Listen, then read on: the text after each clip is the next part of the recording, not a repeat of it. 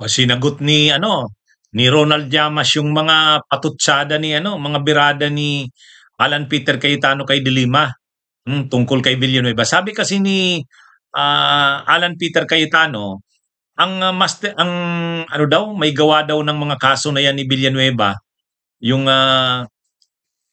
naging subject ng dismissal order niya ay si Leila de Lima. Kasi nung panahon daw ni Pinoy, kinasuhan yung mga nasa oposisyon, sila Revilla, sila Jinggoy at saka si Enrile sa PDAP scam. Para naman daw hindi lumabas na parang sinisingle out yung oposisyon, may kinasuhan naman kahit kasamahan sa administrasyon, aliado ng administrasyon. Kaalyado daw noon si Villanueva ni Pinoy. Kinasuhan ito. Kagagawan daw yan ni Dilima.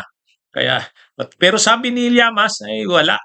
Masyado namang, sino namang maniniwala dyan sa mga gawa-gawa na yan na kwento ni Villanueva, ay ni Cayetano. Kaya, binira ni Llamas si Cayetano.